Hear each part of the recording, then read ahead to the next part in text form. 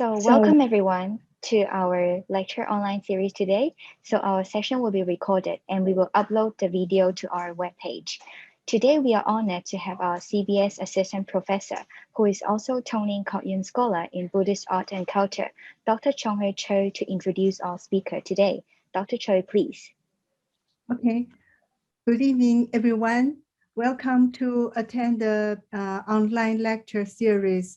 Today is the first lecture by Professor Osmund Bopearachchi, who is the adjunct professor of Central and South Asian art, archaeology, and numismatics, University of California, Berkeley, and emeritus director of research of the French National Center for Scientific Research. He's a numismatist, historian, and archaeologist. He has authored 14 books, edited 6 books, and published 165 research articles in reputed international journals. He has read 91 papers at international colloquia, presented 275 conferences in 80 cities, and he has carried out 120 archaeological missions in 24 different countries.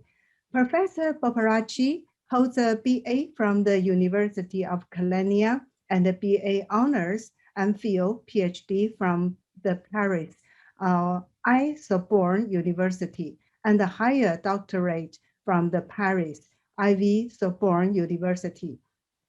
He recently published the book on Gandhāran art entitled When West Met East, Gandhāran Art Revisited, based on a selection of his hitherto unknown masterpiece from Gandhara and the Greater Gandhara, dispersed in museums and also private collection in Japan, Europe, Canada, and United States of America. And today we are very happy to have this opportunity to invite Professor to give us online lecture. Also, we are very happy to meet many audience from the world, from the West and also from mainland China. We also have some honored guests I can see from online. Thank you very much for your participation. And let's welcome Professor to give us lecture now. Welcome, Professor. Thank you very much. Before I start, I would like to thank Professor Tung Lin Kok of the Center for Buddhist Studies of the University of Hong Kong for inviting me for the second time to her department to deliver these 2 talks. I would have loved to be there like last time, but because of the pandemic, I would be able to come, so we will do the discussion online. And also, I would like to thank Ms. Amish Yu, project manager, and Ms. Lucia Chan, the executive assistant of the Center for Buddhist Studies at the University of Hong Kong, who took care of all the logistics with immense kindness. I just heard that many scholars and students are listening to my talk today, and I will do my best to meet their expectations. I will start straight away the talk. I would like to dedicate this talk to, in memory of Professor Stanley Insler, who was the former professor of Sanskrit and Comparative Philology of the Yale University. For his friendship and inspiration, you will see in this talk, the discussions I had with him with his immense knowledge helped me to come to some valuable conclusions. As Professor Chonghui said very correctly, today's talk is based on my recent book called When West Met East, Gandhāran Art Revisited, published last year by Manohar in New Delhi. So if someone asks me to give a brief summary of what we mean by Gandhāran art, I would say it is a form of figurative sculpture born in the Gandhara region between the 2nd and the 5th centuries of the Common Era.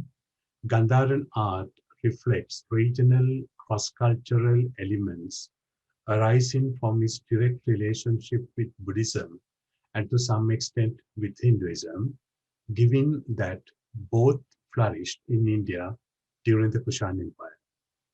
In relation to other forms of figurative art depicting the Buddha, particularly in Amaravati, Nagarjunakonda, and Mathura, Buddhist art in Gandhāra is characterized by a naturalism reminiscent of Greek classical art.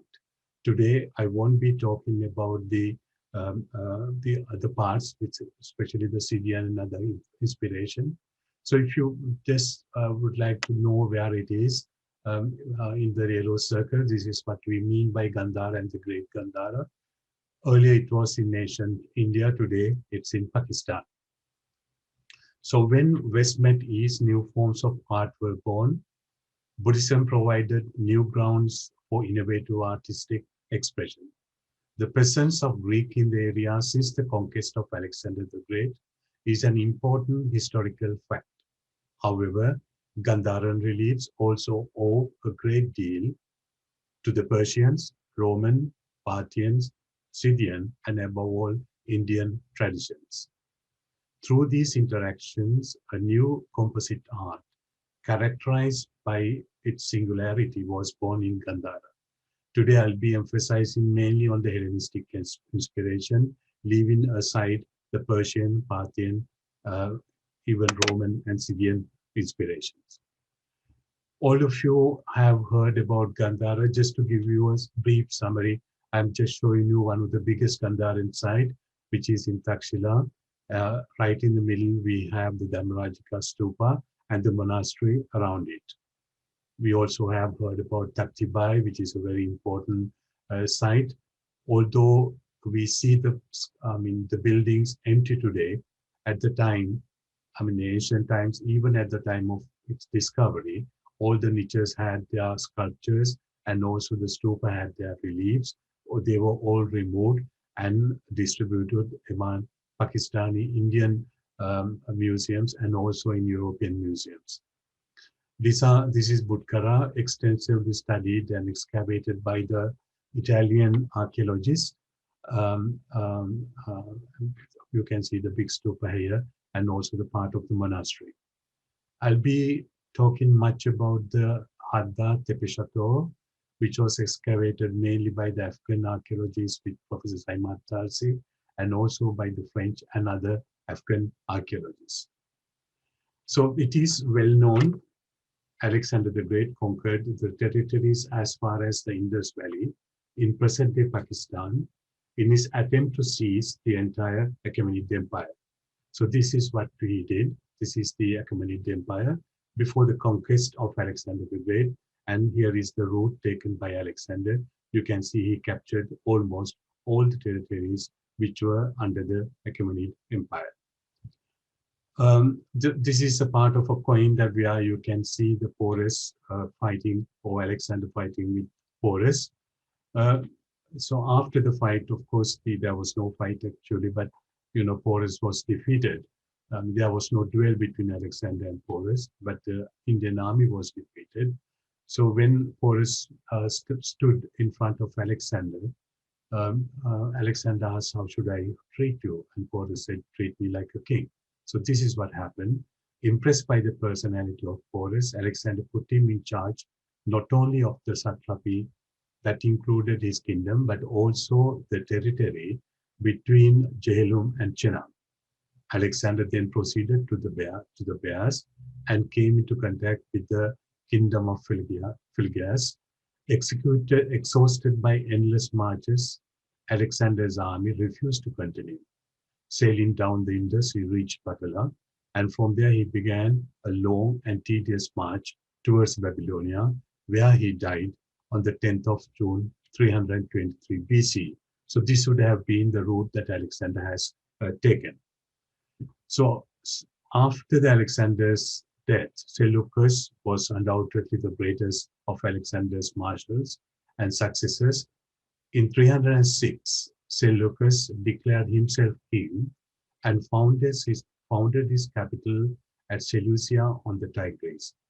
He also became king most of the satrapies of the old Achaemenid Empire, including Syria, Mesopotamia, Persia, Chorasmia.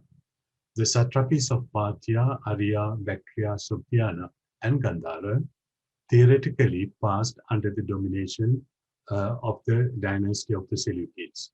But soon after the death of Alexander, a king called Chandragupta founded the empire that we know, that we call the Mauryan Empire, and he conquered the territories conquered by Alexander up to the Hindu Kush range, which was the natural barrier which divided Bactria from India.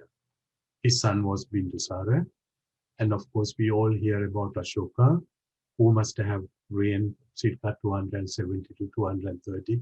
I have taken the chronology given by Romila Thapa, the grandson of Chandragupta, who started his career as a governor of Taxila. The Mauryan Empire achieved its greatest expansion, and Buddhism became the court religion. He brought the Mauryan Empire to its territorial zenith, thanks to his conquest, extending it from the Hindu Kush to the foothills of the Himalayas, including Kashmir and maybe also Khotan and Nepal, and engulfing Mysore to the south of Bangalore. So here is a photograph of the Hindu Kush range, which was a natural barrier, about 800 kilometers long. The highest point is about 7,708 meters. So it was very difficult to pass or to go to the other side of the Hindu Kush. So it served as a natural barrier. So Chandragupta's empire came up to the Hindu Kush, and it's quite possible when Ashoka became a Buddhist, it is said that he constructed 84,000 stupas. So Dharmarajika, which is in Greater Gandhāran in Taxila, was probably built by him. So it shows that by this time, by the time of Ashoka, in 3rd century BCE, there was an important Buddhist community in the Gandhara. So this is, we believe, the limit of the Mauryan Empire coming up to the Hindu Kush mountains, while the Chandragupta, Bindusara, and Ashoka were reigning. The Greeks, who were the successors of Alexander the Great, rule in this area. Of course, the north of the Hindu Kush mountain went under the domination of Seleucids. Seleucus came to conquer the region, but he knew that he can't conquer Chandragupta, so he made an agreement and went back with 500 war elephants, giving the territory south of the Hindu Kush mountains to Chandragupta. We hear in a summary left by Justin of the work of Latin historian Pompeius Trogus, who wrote in the time of Augustus, Historiae Philippicae, relative to the history of Macedonia, that a certain Diodotus, governor of 1,000 towns of Bactria, revolted against the Seleucids and took the title of the king. Here we have the portrait of the king on the obverse, and on the reverse, Diodotus means the gift of the god. So he has Zeus thundering, and with the legend Basileus Theodotu of the king Diodotus. When taking the advantage of the decline of the Mauryan Empire after the death of Ashoka, the greatest of all the Mauryan kings, Demetrius I, son of Hindudemos, pushed the Greek conquest further and extended their kingdom beyond the Hindu Kush mountains. So as the conqueror of India, he is showing, like Alexander the Great, wearing a scalp of an elephant, and on the reverse is their prototype, or the type of the dynasty, Heracles. So from this moment onwards, so we are talking somewhere about 190 BC until about 10 to 20 CE, the Greeks in power in Gandhara, and after that in Punjab. So the Greek kings who ruled in Bactria, they issued monolingual coins, and those who crossed the Hindu Kush mountains and came to south of the Hindu Kush started minting bilingual coins. So here is a coin of Hindudemos. You have the idealized portrait of the king on the obverse, and on the reverse Heracles seated on a pile of rocks with the club, and the legend is Basileus Hindudemo, meaning of the king Hindudemos. These coins were struck according to a religious etiquette, coming up to about 16.80 grams. And this is a bilingual coin issued by one of the kings called Nicias, On the obverse, we have Basileus of the Rosnicchio of the king Nicias the Savior. And here, written in Kharoshthi, the language is Gandhari, Maharajasa, Tatarasa, Nikyasa. Only difference is he's called Maharaja, the great king. And they were issued according to Indian standard. The Greek kings who were already ruling in the region south of the Hindu Kush, the Gandhara in particular, exercised their power for more than 100 years. Menander I, whose reputation as a good king inspired some classical writers, was no doubt the greatest of all the Indo-Greek kings and the only Greek king in India to appear in Indian literature. I am referring to Milinda Panna, the Pali version of the Sanskrit Milinda Panna, the question of King Milinda. According to Plutarch, who was a Greek philosopher and historian, I quote, when a certain man named Menander, who had been a good king of the Bactrians, died in the camp, the city celebrated his funeral as usual in other respects, but in respect of his remains, they put forth rival claims and only with difficulty came to terms, agreeing that they should divide the ashes equally among the cities of his kingdom and should erect monuments to him in all their cities. End of quotation. The decision to divide his ashes among the cities of his kingdom has clear Buddhist implications. The episode reminds us of the passage in the Mahaparinibbana Sutta in the Digha Nikaya, relating the famous dispute that took place among the Indian kings to divide up the ashes of the Buddha in order to deposit them in a series of stupas. Here I am showing you one of the reliefs from Gandhara. They are Drona, the Brahmin, dividing the ashes of the Buddha. Buddhists may have largely benefited from the royal patronage of this good king. What is certain is that at that time of Menander, Buddhism was already solidly implanted in Gandhara. So this is a very brief history to understand the presence of the Greeks and the other nomadic tribes.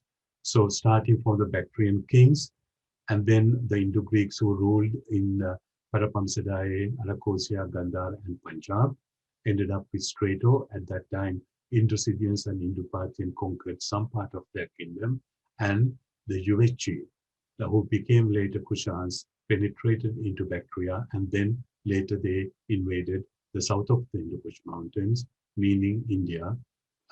So here are the kings like Kujula Confucius, Sotemegas, Vima Taktu, Vima Confucius, Kanishka, Huishka, and Vasudeva. They were the Kushan kings, and it is believed that anthropomorphic images of the Buddha were introduced during the time of Kanishka I. Not that Buddhist art didn't exist before, but to represent the Buddha in human form started during the period of Kanishka. So, I mean, in a narrow way, this should have been the Kushan Empire, which is a very big kingdom.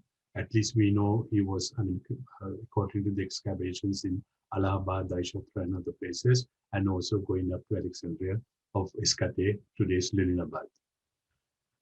What is left of the Greek heritage in this region? It's quite important to know.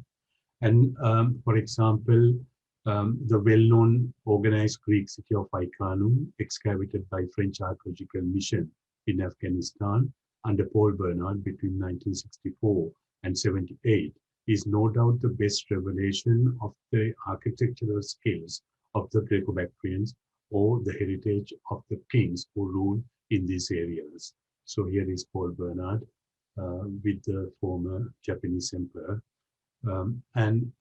Here is an aerial view of the city, recent aerial view, of course, after the destruction and clandestine diggings. So some of the images, that restitution that I am showing you, they were made by the Japanese television channel NHK with our laboratory in the Economas area, especially with our architect Kila Kuyo. So the city should have looked like this. like the main axis here, and the other buildings like the residential quarters, palace, theater, gymnasium, and ramparts.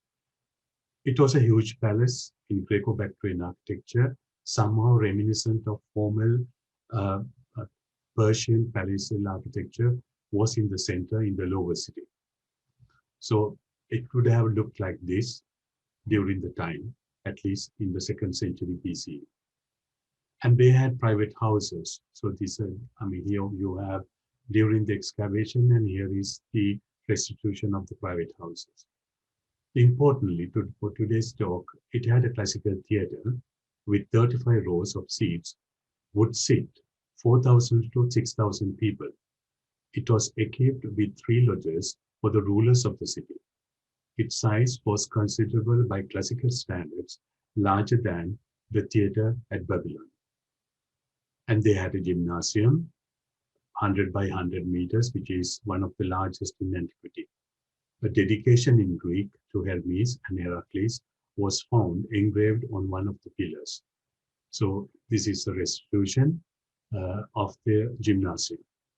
The largest temple in the city apparently contained a monumental statue of seated Zeus, but was built of the Zoroastrian model, massive, closed walls, instead of the open column circle structure of Greek temples. So these are some of the sculptures and artifacts found during the excavation. There were many, but just to give you an idea about the importance of Greek heritage in Iconium alone. Not only Iconium, but also there were other cities. Unfortunately, most of them were not properly excavated because of the disturbances of the later layers.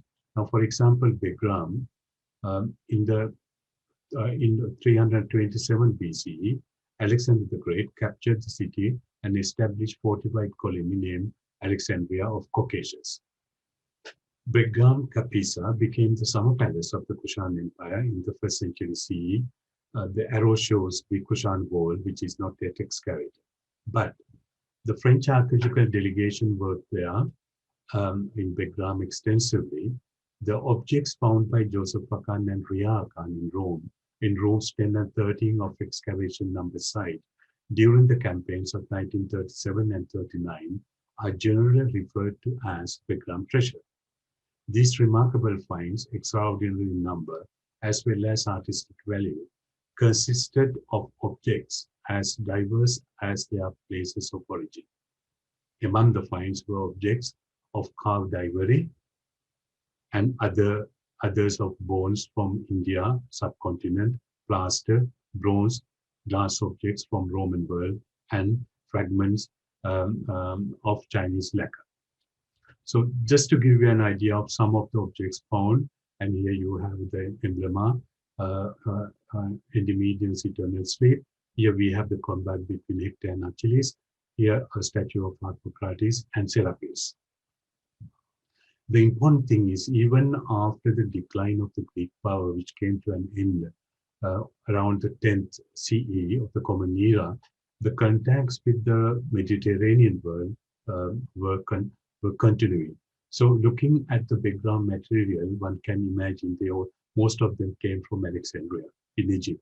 So they have used the Red Sea, and then they have come to the Erythraean Sea, the Indian Ocean, and taken the Indus River and the rest of the, of course, land route. They must have reached Bactria and also Begram and many other cities like Taxila. So it is important to underline here the continuity of this region with the Greek world. In this talk, I'll be referring, of course, here is Gandhāran.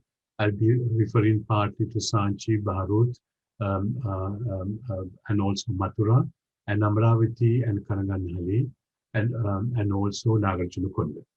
Because especially Kanaganhalli, Amravati, Nagarjunakonda, and Mathura are contemporary to Gandhāran art, I mean 2nd, 3rd, 4th, and 5th centuries. So what are the Greek elements that we see in Gandhāran art? First of all, the Greek architectural elements. Here is the temple of Zeus in Athens. with the columns surmounted by the Corinthian capitals. And the same type of Corinthian capitals were found during the excavations in Icanu, and also the recent excavations at Bactra and many other places, and also the other orders like Ionian and Doric orders were found in these cities. An important thing is the Corinthian capitals were decorated and imitating the acanthus leaves, which repeatedly comes in the reliefs of Gandhāra. And in Gandhāra, they used these columns surmounted by the Corinthian capitals to separate the scenes. Here is a good example, and also in a way to show how the Gandhāran artists depicted the scenes. For example, here we have the dream of Maya, and we can see the old small elephant entering the womb, and this is what she was dreaming. I mean, logically speaking, we should not see this because the event took place inside a room in the palace. So what the artist does is that he takes the front wall out. So let us see what is happening inside the room. It's almost like a theater. It's like an act stage on the theater. So this aspect is highlighted by the columns. And if you look at Gandhāran art, I mean, this is a sequential events, one after the other in the chronological order. I will come to that later in Lalita, following to a certain extent Lalita Vista. So again, the staging is Greek. When you compare two schools, here we have Gandhāra, the events are separated by columns. But if you go to Nagarjunakonda, the events are separated by Maithuna couples. And this is a basic difference. And also these Corinthian capitals were highly stylized later in Gandhāra and also Greater Gandhāra, I mean in Afghanistan. This is a small collection which is exhibited in Museum in Paris. The acanthus leaves are there, but they added different Bodhisattva figures, Surya, and sometimes even the Buddha. And again, we can have a look at the Greek furniture, for example. Here is again another depiction of the dream of Maya. Maya is lying on the bed and the elephant is broken, but we have to imagine the elephant entering the womb of Maya. Not that the elephant entered the womb of Maya, but she was dreaming that the elephant was entering. But look at the bed. This bed is not Indian. It's decorated almost like a Greek bed. I'll show you one example here. This is from Nicomedia, dated 200 BCE, and you can see the bed. It's exactly almost the same type of decoration. I'll give you another example here. Gandhāra 1, again, the dream of Maya. And on the right-hand side, and you can see on the left-hand side, still with the color, the polychromy, terracotta. And this is dated to 3rd and the 2nd century BC, now with the Metropolitan Museum of Art in New York City. So they used, I mean, I can give you plenty of examples where Greek furniture entered the Gandhāran art. Not that what is depicted here is Greek, what is depicted is a Buddhist story, but they use the Greek motifs to highlight the story. So the difference is, for example, if you go to Bharut, and this sculpture is dated almost to 2nd century BCE, and this is 2nd century CE, look at the difference. They depict the same scene. Here the elephant is small, here the elephant is big, and also Maya is seated on a bed, which may look like an Indian local bed of that period. So this is the difference. And then Greek decorative motifs. I am showing you this one. I want to highlight only the bead and reel border, but this scene for your information, which I published recently, the descent of the Buddha from the Triathimsa heaven, having preached the gods and his mother who became a god now. And here is depicted by a tree, and he's descending from the 3 staircases, the Buddha in the middle, Brahma on our left-hand side, Indra on the right-hand side, and then Utpalavarna, the Bhikshuni, coming in the chariot and embracing the feet of the Buddha. Here, they have highlighted it with the bead and reel motif, which is also found on this column of Ashokan period. So according to John Boardman, the bead and the reeds motif was entirely developed in Greece from motifs derived from the turning techniques used for wood and metal, and was first employed in stone sculpture in Greece during the 6th century BCE. And here is a coin of Apollodotus first, a Bactrian king who ruled in Bactria, and you can see the same border, which is served later in the Gandhāran art as a decorative element. And if you take this, for example, how many Greek elements are here? The motifs are here. Here is a depiction of the Buddha's enlightenment and the defeat of demoniac army of Mara. And if you see here, the upper ashitra of the fourth cable panel adorned with row of dented motifs, followed by another row of 5-petal flowers alternating with lozenge motifs. And then again the Greek motif, the field above the upper lunette, decorated with 5-petal flowers set on either side of the central palmate pattern. And again, another pattern, the inner jambs on either side of central scene decorated with running scrolls of vine, leaves, and tendrils. Here is a good example from the Hirama Museum in Japan, where you can see again the Corinthian capitals, acanthus leaves for the border, and then these wine here, the grapes, and also the leaves and tendrils. And then Greek dresses. We know that chiton is a garment worn by Greek men and women from the archaic period through the Hellenistic period. And also we have imaktion, which is a mantle or wrap worn by ancient Greeks. And the same dress is found in Gandhāran art. For example, I'm showing you the so-called Aphrodite or Venus found in the Marajika complex, where you have a little revised version of the Greek clothing. And also, for example, here, this is a very beautiful relief depicting the wedding of Bodhisattva Siddhartha with Yashodhara. Yashodhara, who is an Indian woman, but showed as a Greek woman. She is dressed like a Greek woman, including the coif, the headdress. So here again, the Greek motifs are used to relate or to narrate, to illustrate a Buddhist story.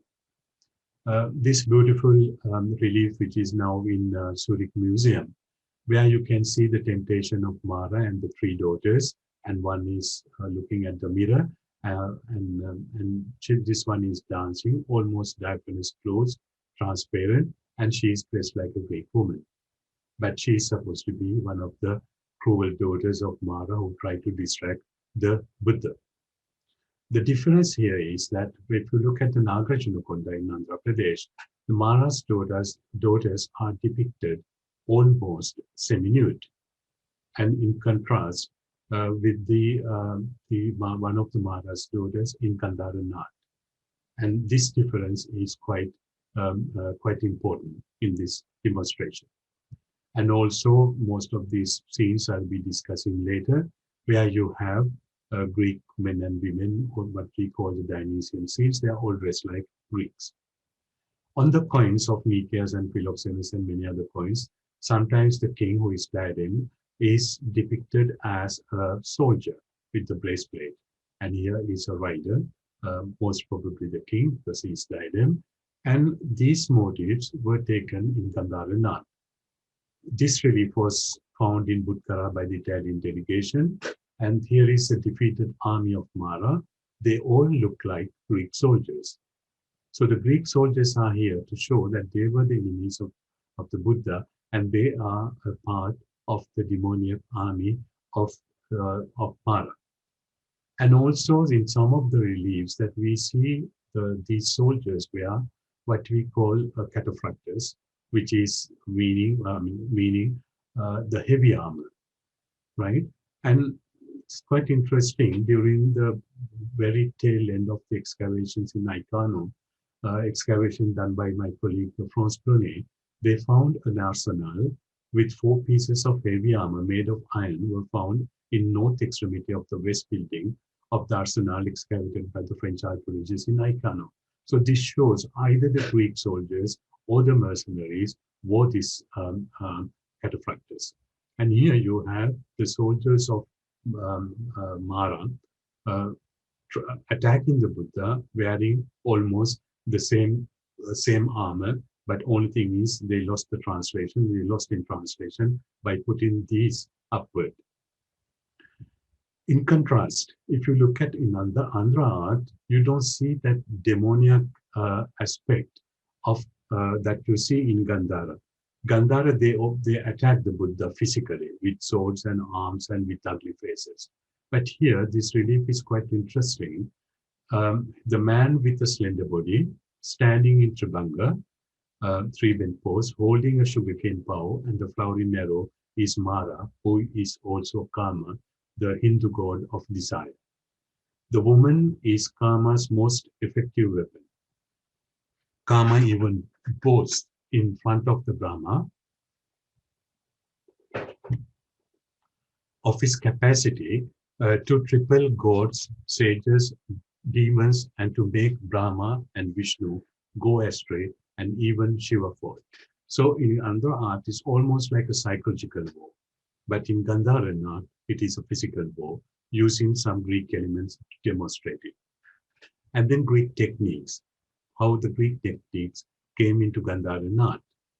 The technique of making acroliths was quite popular in the Hellenistic period, or even before. According to this technique, the extremities of the statue, such as head, feet, and hands, were of solid material, while the rest was made of wood or clay. So Greek etymology, akros and lithos, height or extremity, and stone, lithos, as you know, is the stone. So the technique is that these parts are made of marble, and the rest, there is a wooden structure that you don't see because it was covered by by clothes. While the French archaeologists under Paul Bernard were excavating in the temple, they found these elements, a part of a foot of the god and the fingers. And with here you have the thunderbolt with the wings.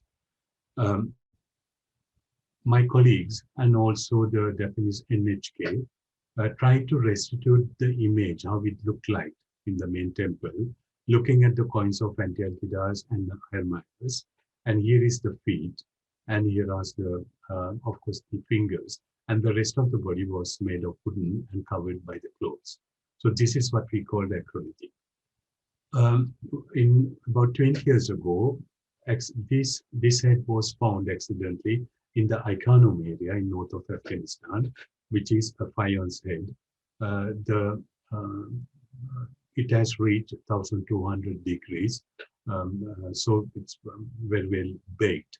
And what you see here, inside it is empty, and here you have a place to fit into a wooden structure. It's certainly a Bactrian king because he is gliding. So this should have been a real statue of a king. But importantly, I would like to draw your attention to this statue, only the head those days, which is called Otis head because it belonged to the former collection of George Otis. John Boardman, who wrote this wonderful book, The Division of Classical Art in Antiquity, says, quote, "The classicizing style and the excellence of carving would be hard to match in the contemporary Mediterranean world." So it's a beautiful head. It was in Geneva. First it came to New York and went to Geneva. While I was doing my research in Pakistan, I came to know that the bust was found, the bust of the statue was found. So thanks to my colleagues in Pakistan, I went to see the person who found it. And this is the bust. And you can see it was fixed against a wall, and these are the holes for the nails. And inside it is empty, and there were parts of the limbs. And of course, examples were taken, some marble examples from the broken pieces, and the marble came from Anatolia. So it's quite interesting. And also this photograph, which I published recently, which came given to me by the owner or the person who found it in Pakistan, at the moment, the head had two eyes, but during the transportation, the one eye was lost. So it's a wonderful testimony to attest where it was found. It was found in Takalbala, north of Peshawar. So it looks almost like a Bodhisattva image. I'm referring to the Bodhisattva image of Saribalol. There were about 3 or 4 now found.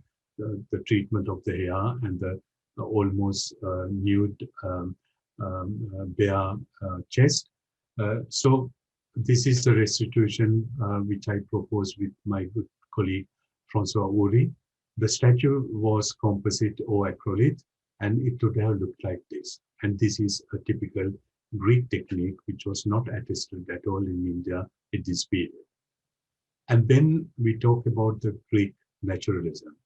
What is really important in Gandhāran art is this naturalism, the natural expressions. This statue I published in the book for the first time, which is in the round, which is quite rare in Gandhāran art. You can see both front and the back. Very, I can't say beautifully, but it is done in such a way. So if you read, I mean, this is the moment, the end of the 6 years of fasting or mortification or Dushkara Kriya of Siddhartha Gautama, the Bodhisattva. And this is what Lalita Vistara says. And monks, when I thought I was touching my stomach with my hands, it was my spine that was feeling, that I was feeling. When I tried to get up, I was so bent over that I fell backwards. When with difficulty, I again got up and rubbed my limbs with dust. All the hairs came away from my body. So this is a wonderful depiction of human anatomy. I used to tell my students, this is about, 1,000 years before Da Vinci, where the Gandhāran artists have very well studied the human anatomy. So there is some sort of a naturalism in it, which rarely you see in the other forms of Indian art, this kind of depictions. On the left-hand side, you have the one that I published. On the right-hand side, you have the one found in Sikri, now in the Punjab Museum in Lahore. So again, Lalita Vistara says, to understand this, the mortification of 6 years continued until the body of the Bodhisattva had become so weak, so feeble, and thin, that when grass and cotton were put into the openings of his ears, it came out through the nostrils. So this is the power of Gandhāran art, of depicting a moment, a critical moment of Bodhisattva's life after or at the end of, or towards the end of 6 years of fasting. Again, this sculpture, which was in the front page of one of the volumes, this sculpture represents, I think, a Buddhist monk lamenting over the death of the Blessed One at the Mahaparinirvana, showing a Hellenistic inspiration over the Gandhāran Buddhist art. So I think it should be like this. This, of course, this relief is from Lorient Tanga in the Indian Museum of Calcutta, where Buddha's body, the dead body, is kept between two sal trees. And here you have the monks, and here Kashyapa, and also the other monks, and here is Vajrapani. And this is how, and the gods above, how it would have, how the passing away of the Buddha is depicted in Gandhāran art. And this piece in Victoria and Albert Museum, so it is a Mahaparinirvana, where you have Vajrapani putting aside his Vajra. But I want to draw your attention to this person, a layman, who is crying with utter despair, showing the dead body of the Buddha above, which is lost today, and his left arm on the chest. And look at the way how the mouth is shown with the teeth. So the agonizing monk immediately reminds us of the man, half bare-chested, seated in a half-kneeling position, raising his right hand towards the Buddha's deathbed and keeping the left over the chest in sorrow, lamenting in agony and despair over the death of the Blessed One. When you go to the Hellenistic period, I wanted to draw your attention to this sculpture found in the 15th century, 16th century. The sculpture represents the Trojan priest, Laocoon, and his sons attacked by two giant snakes sent by Poseidon to prevent Trojan priest, who intended to warn the Trojans not to trust the wooden horse left by the retreating Greeks. So here is the Trojan priest attacked by the snakes, and here are his own sons attacked by the snakes. He sees his own death and the death of his own sons. And this is the real agony. The Trojan priest in front of his proper death. And on the other side, you have the cry of agony and despair of a monk at the death of his master. So the utter despair of the Trojan priest in front of his proper death is a precursor of the impressive and emotional expressions of the agonizing Buddhist monk and pain-stricken layman over the death of their beloved master.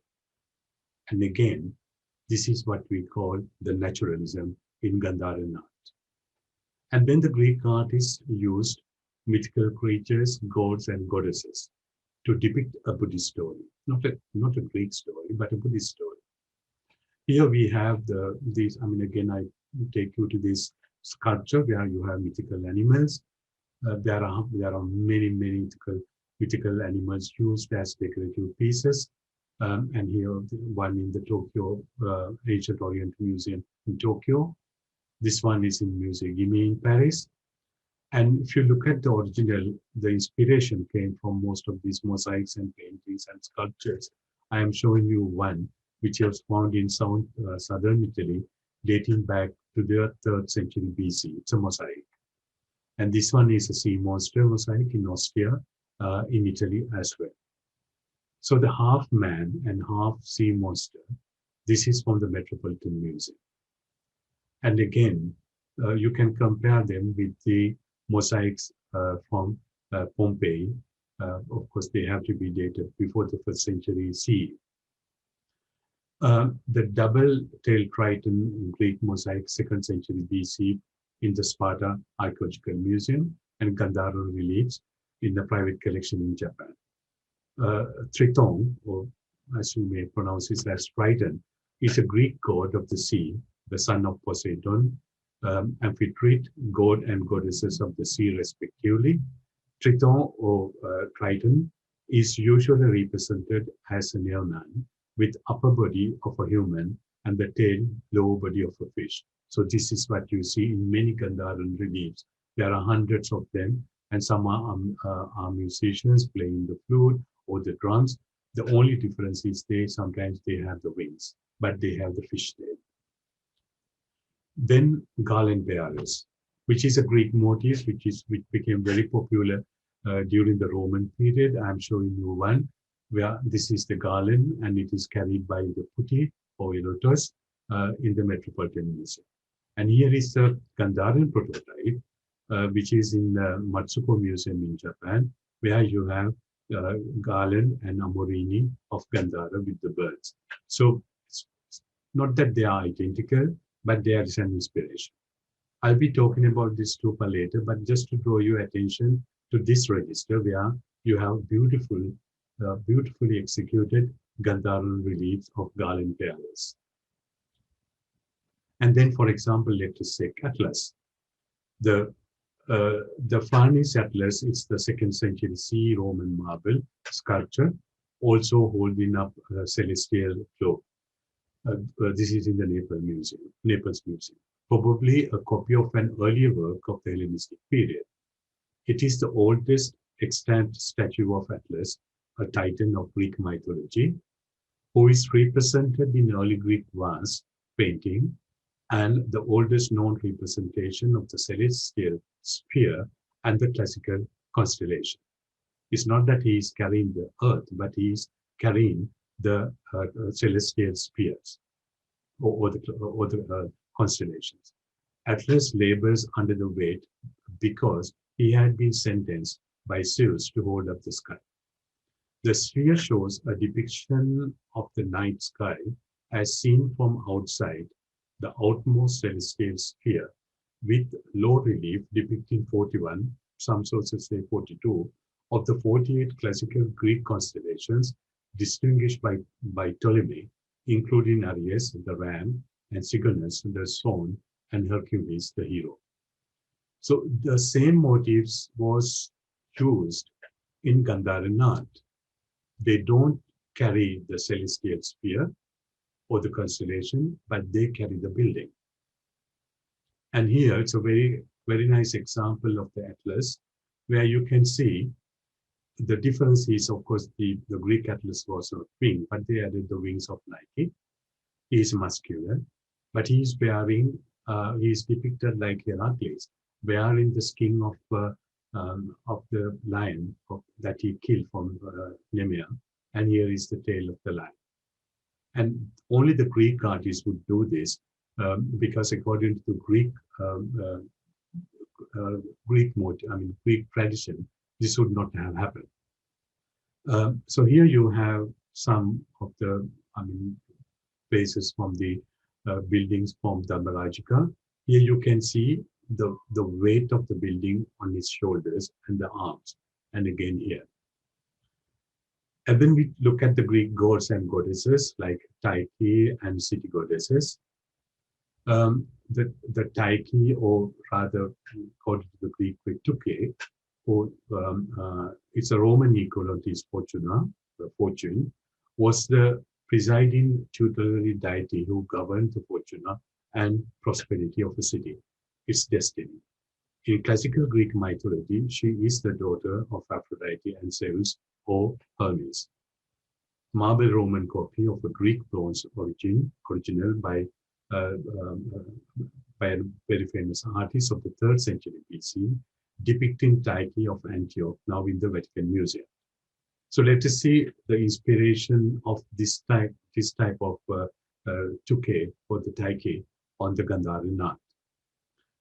Here we have different types.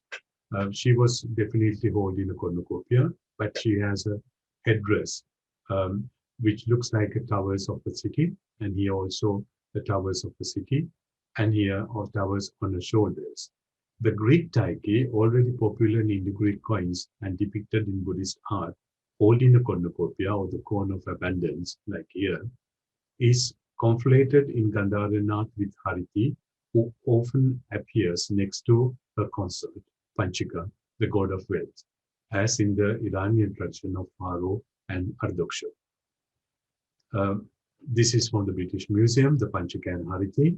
Hariti was a cannibalistic goddess who was later transformed into a symbol for the protection of children, easy delivery, happy child rearing and parenting, harmony between husband and wife, love, and the well-being and safety of the family.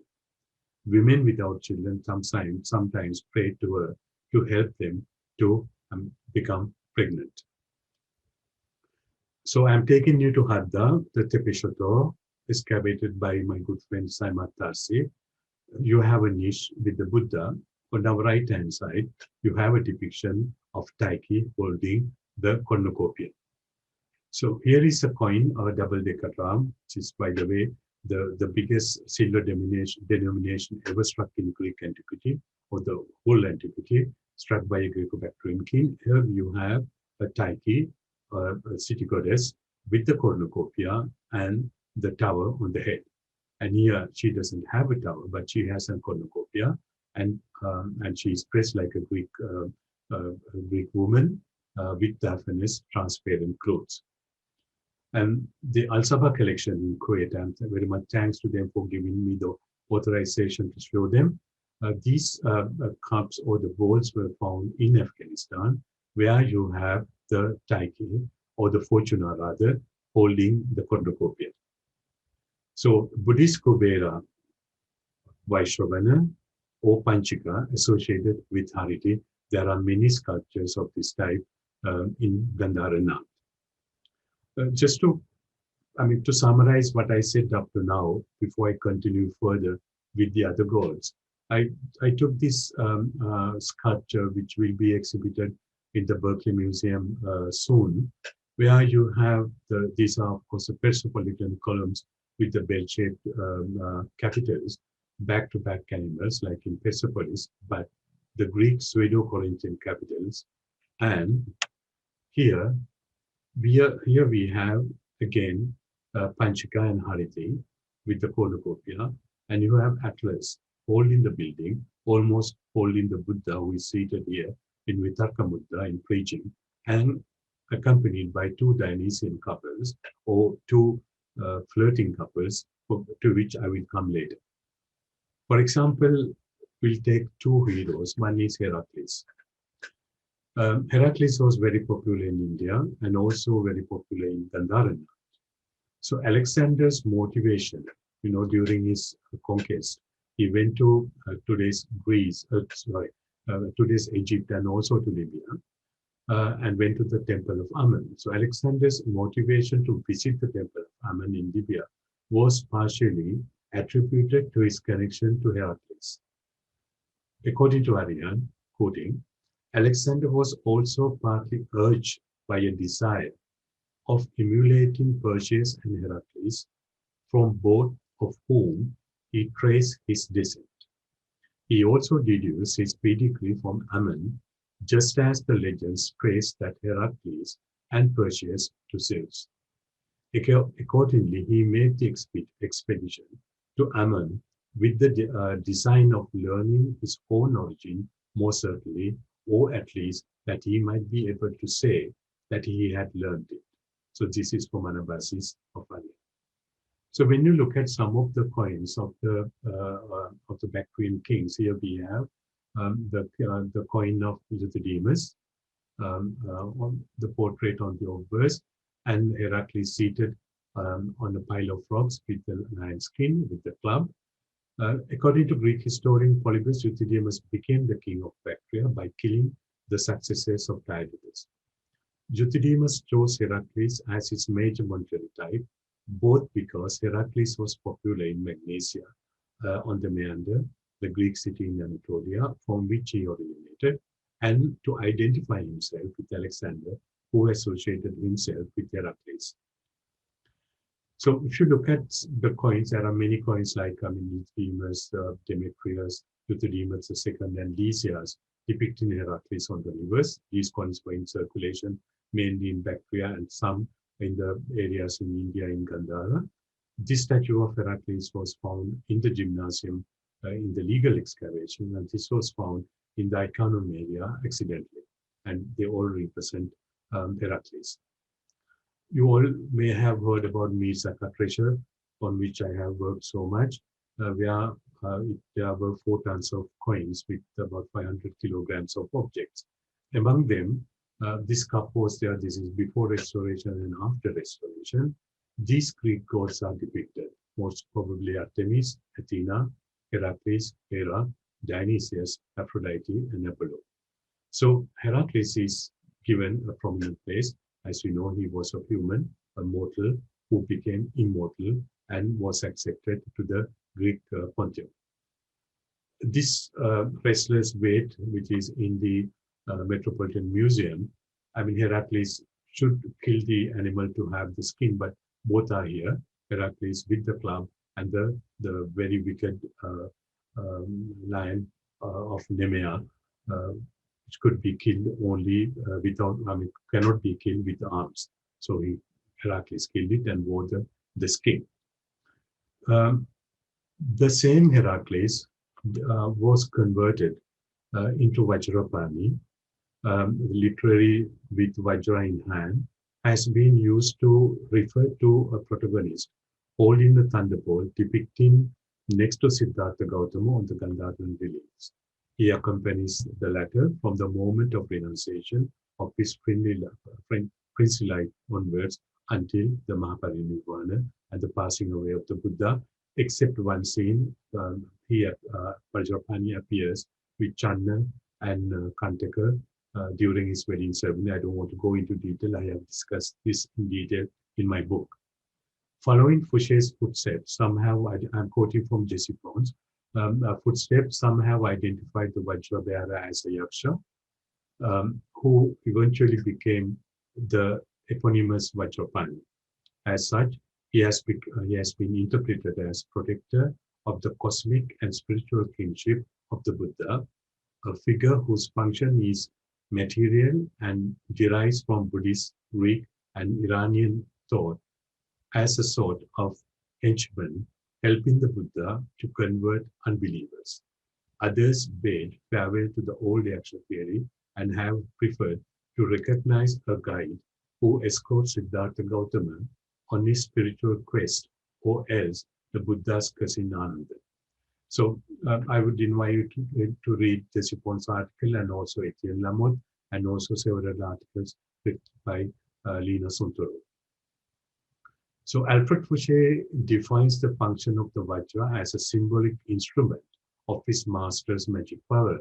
C'est l'instrument symbolique du magique pouvoir de son maître. It appears to me that Fouché's interpretation is still valid. Laura Giuliano suggests the possibility that the personage was perceived, at least in an early phase of Gandhāran art, as a sort of personification of the Vajra itself, with its appearance further explicating the values and significance of symbols. Monica Singh interprets the Vajra as a diamond, an object capable of crushing all the obstacles. So this piece in the Hirama collection, where you can see the lion's head and pose here and the skin, and he's holding the Vajra or the thunderbolt. So we have discussed the importance of Taiki, and now we come to one of the most beautiful depictions of Vajrapani in Hadda. The Heracles prototype visible on the silver coins and gold coins of Hindudemos is reinterpreted in the sculpture of Vajrapani from Tepeshotko. The bearded head and the muscular body of the hero have features reminiscent of the Lycidian style. This is what John Boardman wrote in his book. Here, Vajrapani is depicted in the guise of the Greek hero Heracles, who killed the lion of Nemea. The lion's head is placed on the left shoulder, and the skin of the beast passing over the hero's back reappear on his lap, knotted around the lower waist, with clothes falling outside the left thigh. In appearance, he is Greek, but the story is Buddhist. So if you just remove the thunderbolt and put a club, and if you don't say where it came from, and you would say this is Heracles of the Greek world, but he is not Heracles anymore. He is Vajrapani in a Buddhist context. So I'm showing you this wonderful relief, which was in the Kabul Museum, where you have Vajrapani with the club as an ancient memory, and also the thunderbolt. And here we have the Victoria and Albert Museum in London. You can see Vajrapani has already left the thunderbolt, as if, there's no purpose for him to exist because the Buddha had passed away. So I have another 26 minutes left. So I'll be talking about Dionysus, which is also an important element of our discussion. So if you listen to Diodorus, he says the most ancient Dionysus was an Indian. And since his country, because of excellent climate, produced the wine and abundance with cultivation. It was the first to press out of clusters of grapes and to devise the use of wine as a natural product. So there's a long description about the association of Dionysius with India, and one has to bear in mind, even before the arrival of Alexander, there was the wine culture in Bactria and today's Afghanistan, Pakistan, and also in Uzbekistan. And then according to the same Diodorus, then Dionysius made a campaign to India, whence he returned to Boeotia in the third year, bringing with him a notable quantity of booty, and he was the first man ever to celebrate a triumph seated on an Indian elephant. This is what you see here. So there are many depictions in Greek and Roman art. For example, here you have one from the Roman sarcophagus of Dionysius, where you can see his return to, he has come to Thebes by way of Lydia, Phrygia, Persia, Bactria, Media, and Arabia. Again, another sarcophagus of Dionysius in the Louvre Museum. And this one is in Getty Villa, where you can see Dionysius with his entourage like Pans and Maenades.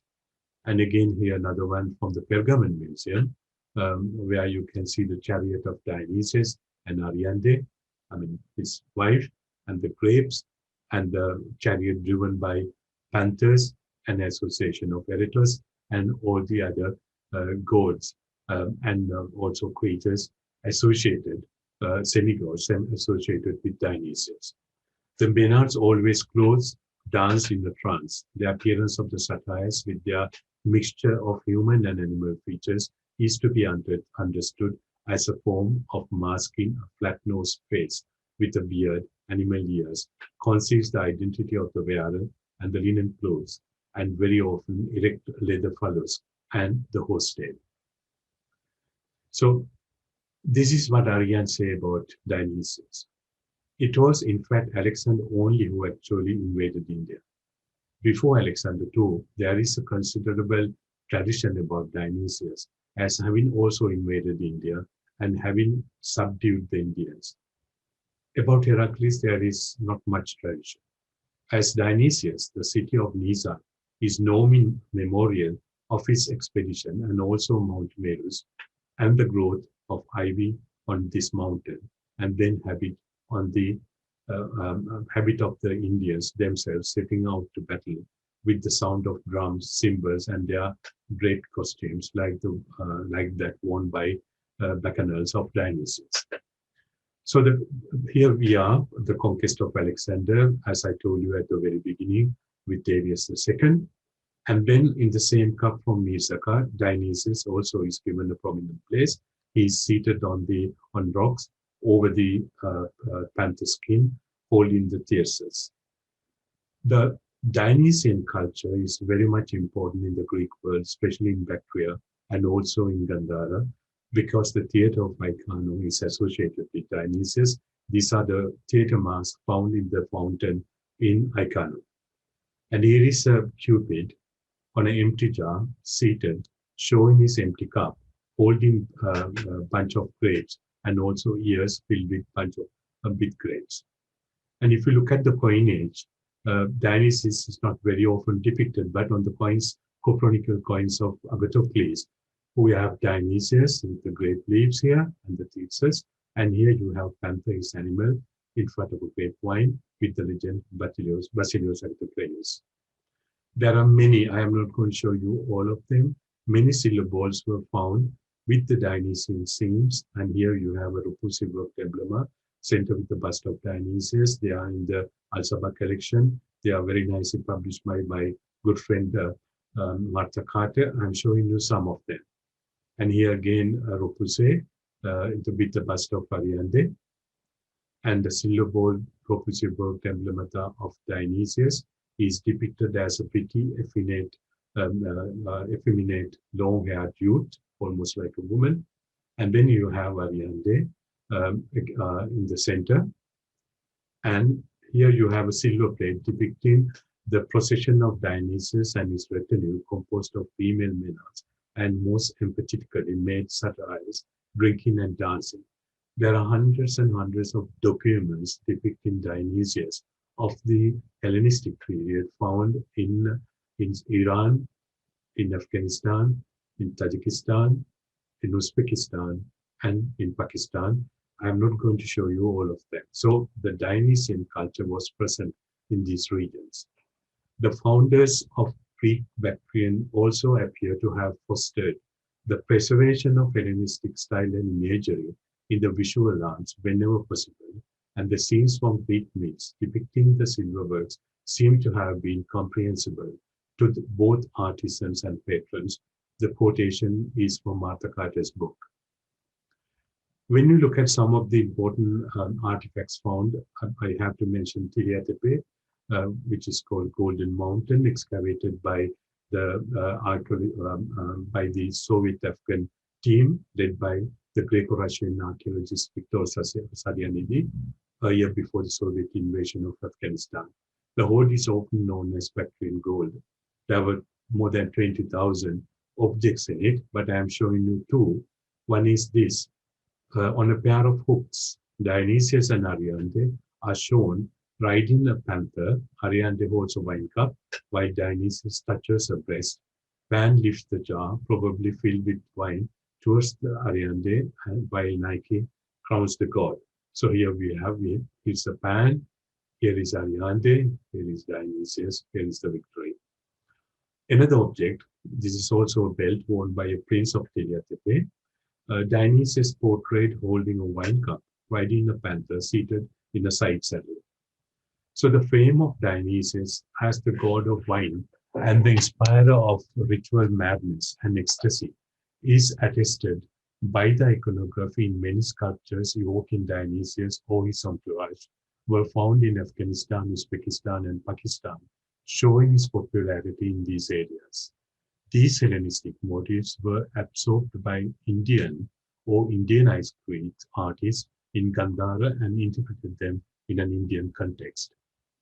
So here is a very important document, a toilet tray, showing the Dionysian scenes found in Taxila, now in the National Museum in New Delhi. So if you look very carefully what you see, first you see Dionysius with Ariadne. She is giving a cup to the god to drink, certainly wine. And you have two musicians here. One is playing a harp. Other person is playing a flute.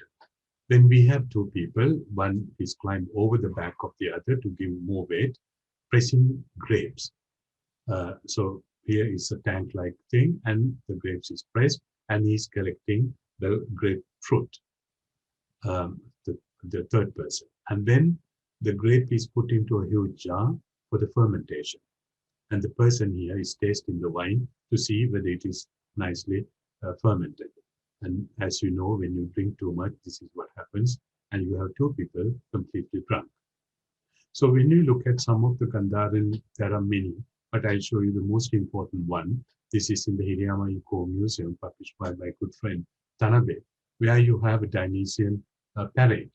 The Dionysius or Dionysius-like person seated here, and here is a chariot driven by the panther, and also the whole atmosphere is Greek. And again, this is from the Tokyo National Museum. This person is carrying the goat skin, the wine. The best way to transport wine is directly drinking from the goat skin to the hand, and the wine is poured into his hand. And here we have probably Dionysius as an old man and Ariadne as a young woman, and holding a huge cup, and both are drinking. And this is more Indianized version of Dionysius, where he's drinking, the woman is giving him to drink, and the other person with the goat skin. This is in the private collection of Jimmy Pinto, where you can see the Dionysian-like figure on the horseback, and the woman with the huge crater giving him to drink. And these are all Gandhāran sculptures that come to that. And again, this is in a private collection. You can see some music and flirting scenes. This one is in the Hirama Collection once again. He's drunk, and this person is pouring wine into the jar from the goat skin. And here you have the dancers. So they are all in a Buddhist sculpture, but showing some sort of Dionysian Dionysiac elements of the feasts. And these are in the Cleveland Museum of Art. And it's very interesting that you can see here the man and woman is holding the jar, and she is drinking semi-nude. And this person is holding the goat skin, and he has poured wine into the big jar. This is in the Oriental Museum, Tokyo, where you have a old and young woman, and then they are holding wine and they drink wine. And this is a very important one in the Hirama Collection, published by Tanabe. It is a base of a statue, or if there was a statue of a Buddha. What you have on the base, carved on the base, is the Dionysian seated on a panther, assisted by two women here, and one is playing music. This is again in the Cleveland Museum. You can see drunk Dionysius, others are flirting. This is from the ancient Oriental Museum in Tokyo. The god, it's not probably not Dionysus, maybe a pan. And again, another one where you have the flirting scenes. This is not Dionysus. As you can see, the horns, these are pans and indulged in sexual activities. This is a sculpture from Tokyo National Museum. And of course, you have the drunk Dionysius held by a woman and a man.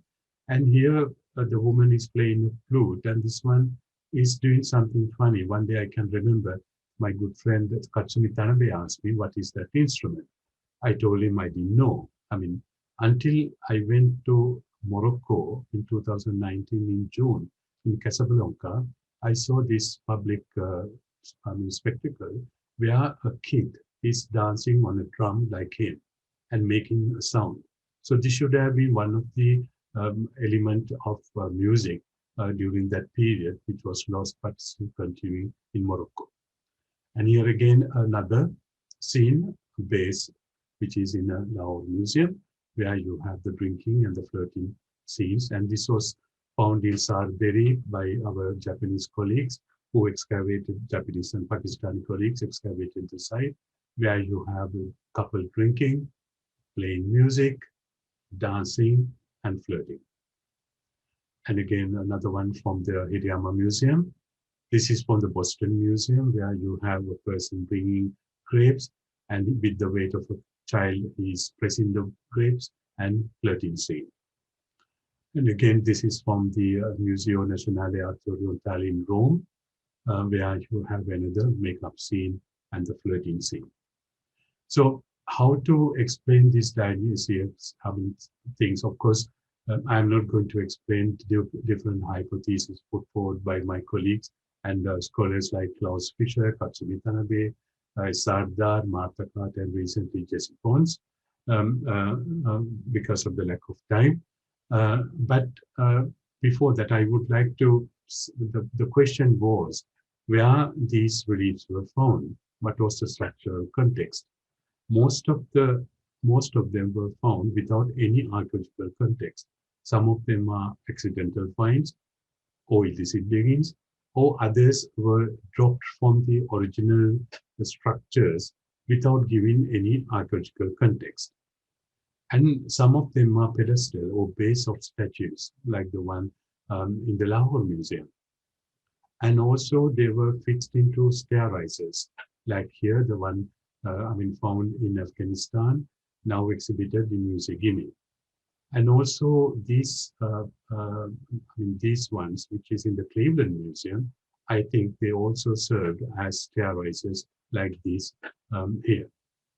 And also they also depict on the upper panel or upper register, where here you have the life in the palace and the great departure. Here you have these people, Putis and Erotos, dancing the Dionysian scene. One of the most important discoveries ever made in recent years is this stupa, which came from Bonaire, which I published for the first time in the book. And it enables us to solve, to a certain extent, some of the problems concerning the Dionysian scenes in Gandhāran art. Here are the dimensions of the stupa. There is an inscription written in Gandhāran Kharosthi alphabet. It was read by Richard Solomon in 2011, and he read Pious Gift of Sadile, Buddhi, and Ayaspata. Three names: one is Greek, one is Indian, and one is Syrian.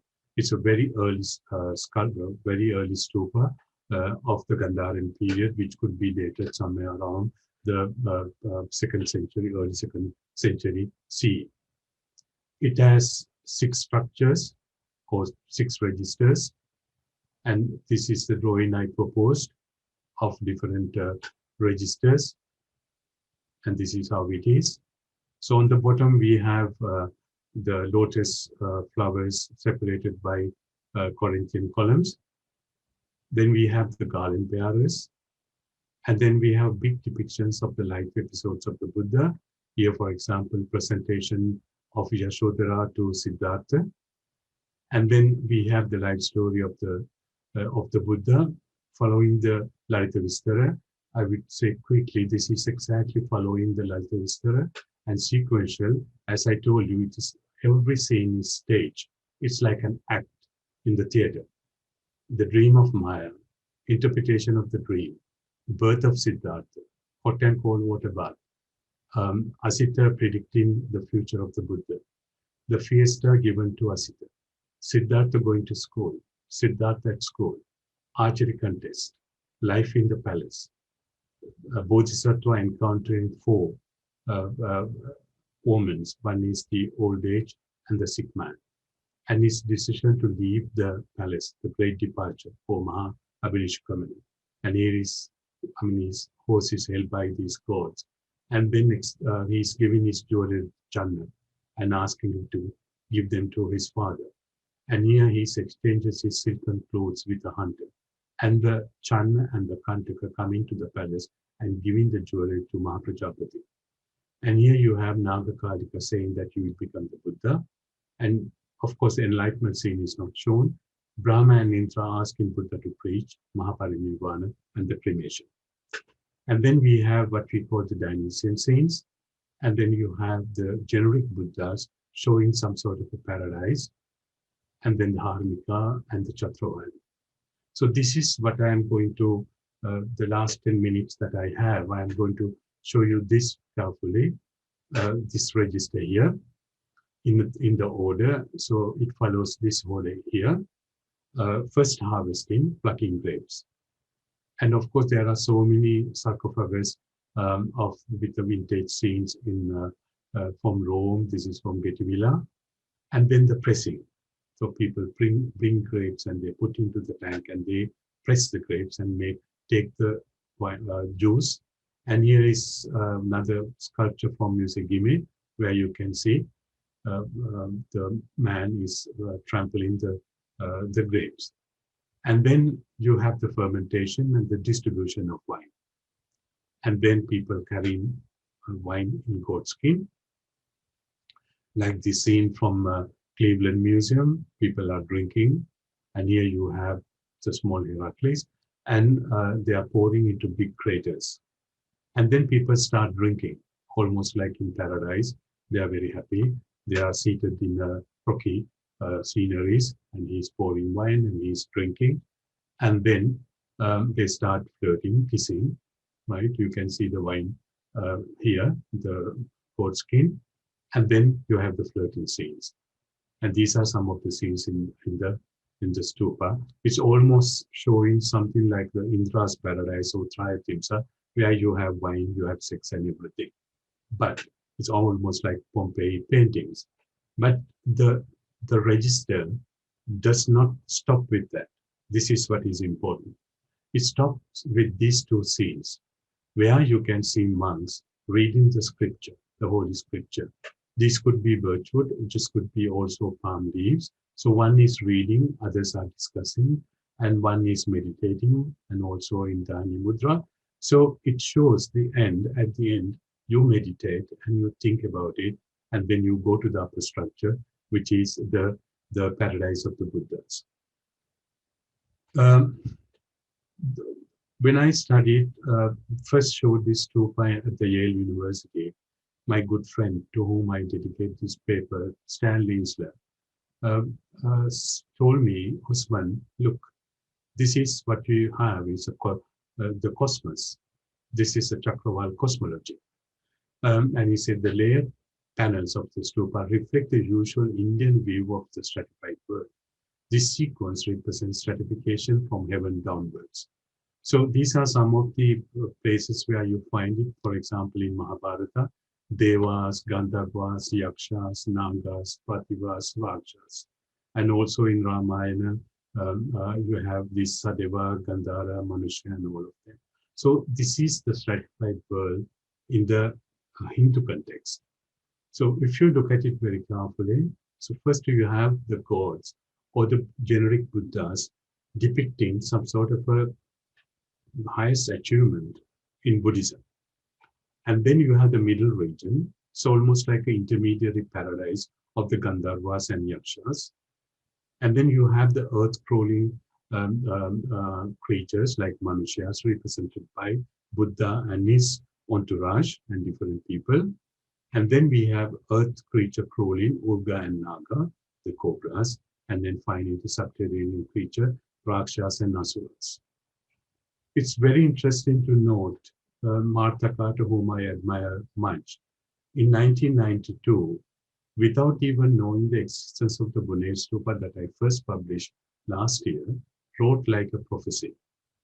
You know, the Stupa was published only last year. This is what she wrote in 1992. These illustrations, referring to the illustrations in Gandhāran, although inspired by contemporary pagan festivities, were intended as views of the sensual delights of the most accessible of the Buddhist heavens in the Chakraval cosmos. This is exactly what you see in the stupa. It takes no great leap of intuition to suggest that Indra's heaven, like that of four great kings, Lokapalas or the Chatra Maharajikas, was envisaged by Gandhāran Buddhists as a realm of bacchanalian delights.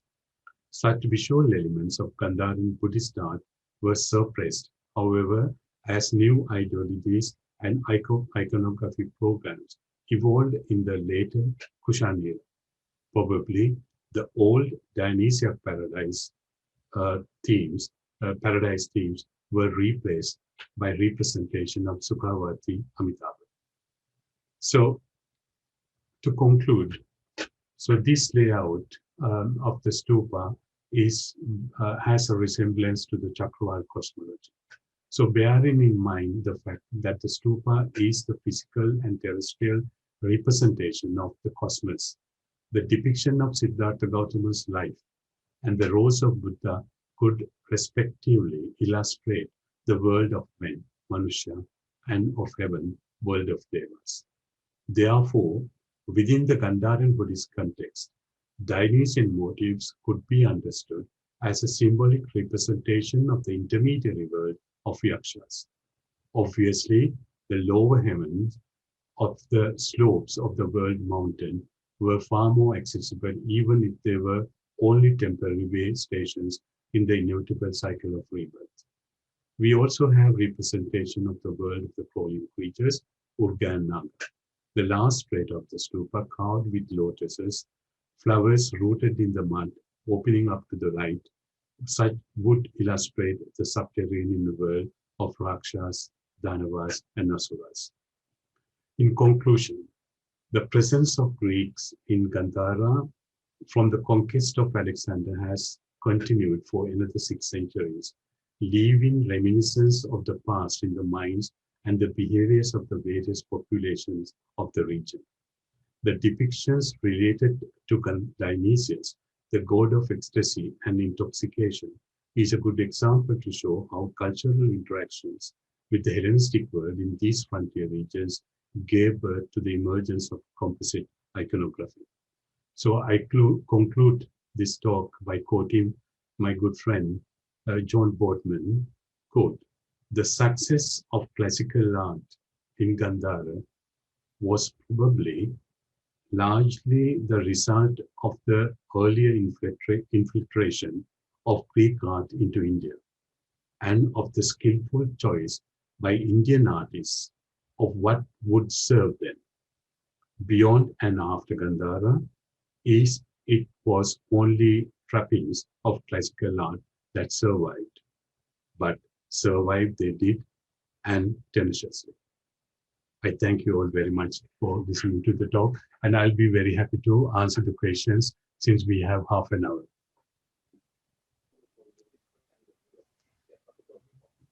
Thank you very much for your amazing speech. We had a great time understanding in what way the Greek influenced the Gandharan art. So for our audience, you are welcome to type your questions in the Q&A and Professor will answer your questions.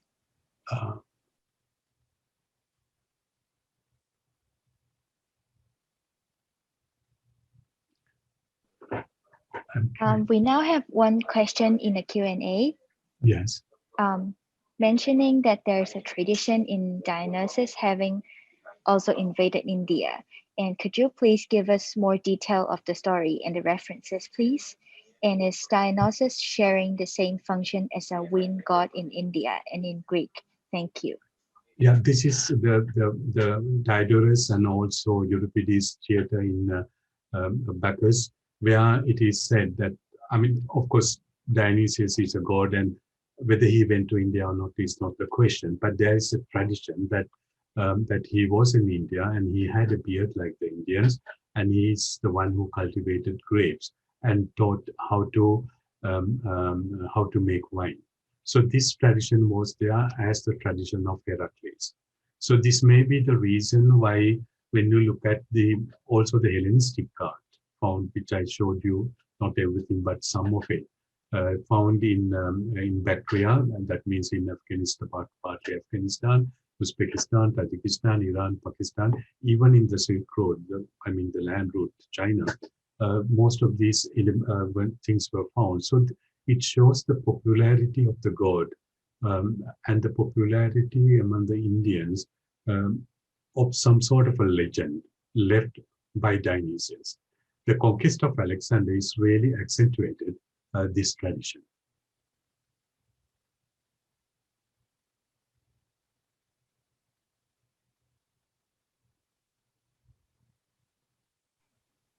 So there's another question. Yes. Yeah. Can you read it for me? Okay, so the question is, thank you very much for this wonderful presentation. Who do you think was the audience of these Greek-inspired motifs, and could it be Indo-Greek converts of Buddhism? The Indo-Greek kingdom collapsed around 20 CE. We normally date the Gandhāran to Kanishka era, starting from 127. But it means that the tradition continued. I mean, you have Buddhist art. I'm not referring to anthropomorphic forms of art. That means Buddha is not represented in human form before the Kushan era. But if you look at some of the, Barut, Sanchi, and also the excavations done by the French colleagues recently in Masari Sharif, in Bactra, and also in Afghanistan, there was a tradition of Buddhist art, right? So that, which means during the time of Indo-Greeks, when I said Menander was treated as the Buddha in a way, saying that his ashes were distributed. So Greeks would have protected to a certain extent the Buddhism. I mean, of course, if you read the second extension of the Milinda, it says that the King Milinda or Menander gave up the kingship and became a Buddhist monk. But if you read the Chinese original version, he didn't give up the kingship. But probably he must have become a Buddhist or not. But he protected the Buddhism. So the Indo-Greeks were first, involved, and first, as Martha Carter said correctly, the first converts would have been the Greeks, Scythians, and the Parthians, even before the Indians. So it's a different audience. What you have in Gandhāra is a cosmopolitan audience of Greeks, of different religions like Zoroastrianism, and also Scythians, Parthians, and Yuezhi, the Kushans, and others. This is the difference between the Gandhāran art and what you see in mainland India, especially Mathura, Sanchi, and Bharat. I hope I answered the question.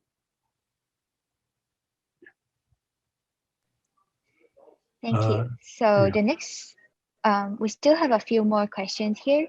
Yeah. And the next one is, how many Greek cities like Iconium do you think remain to be unexcavated in the Gandhāran region? Could they have been a direct influence behind the Greek features we see in the Gandhāran art? Yeah, the Iconium was excavated quite well because the Greek city was abandoned in 145 BCE, and there should have been few colonies left. But it was almost like a virgin site without the other people inhabiting.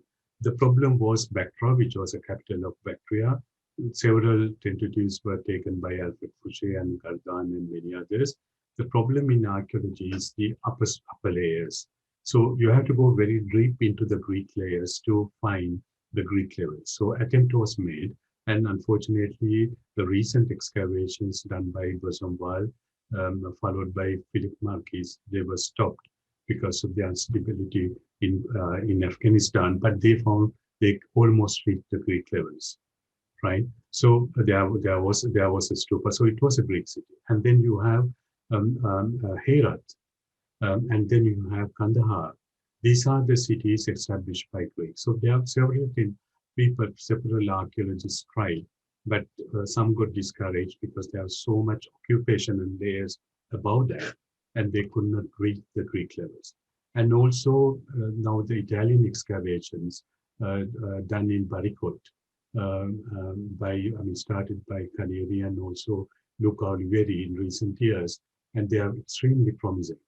Unfortunately, in Taxila, the excavations were done by John Marshall, but he didn't reach the Greek levels. He stopped in Sirkap, in the Sido-Parthian levels, but a sondage survey that they did, they reached the Greek levels. So the Greek levels are underneath.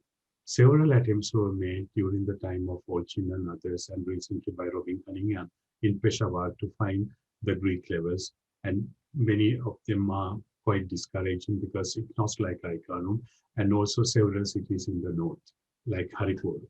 So there are many cities, and also the problem is that the political instability. Today, the techniques of excavating techniques have changed, so you can do a lot of in a better way. But the political instability in Afghanistan is a big problem for further excavations. But there were, if Strabo calls these the land of thousand cities, and recent geographical mapping done by the Chicago University Near Eastern Department is revealing that there are so many cities in Afghanistan, and it should be done also in Pakistan.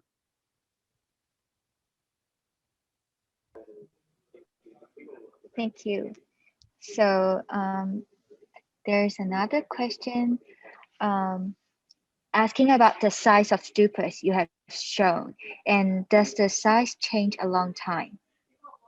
Does it? He asked about the size of the stupas you have shown and whether the size changes along time. Yeah, the stupa was not very big. It's about, I gave the dimensions in my PowerPoint. It is about 2.5 meters high. It should be, two men can surround the stupa, so it gives you an idea. The important thing is the stupa is completely intact. And apart from Sikri, this is the most well, it's even better than preserved than the Sikri stupa, where we are very lucky to have a complete stupa to understand it. And so it's quite small compared to the stupas like Sanchi and Barut. But this is not a main stupa. This was certainly a stupa which was added into a stupa complex or the monastic complex. So in this standard, of course, luckily it is not big. If it was too big, then it would have collapsed. And the way it was formed is quite important.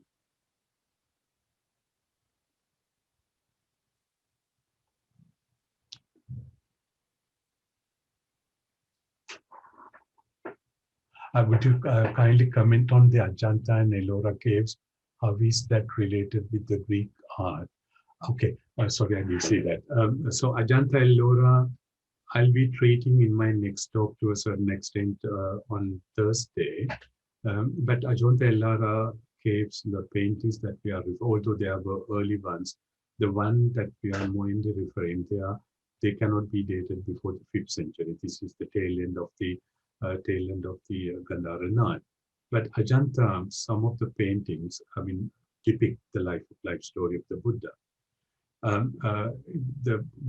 What is good in Gandhāran art and also the stupa it showed, it gives a sequential narration.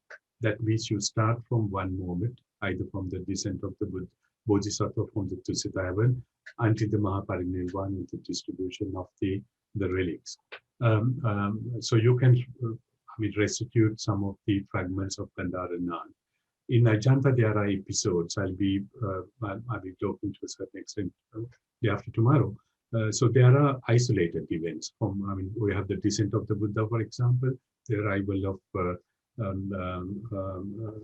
Bhikshuni Utpalavarna, and you have different scenes of the life of the Buddha. So it's a different way of depicting depicting the life story. So there's a fundamental difference between the Ajanta and Ellora.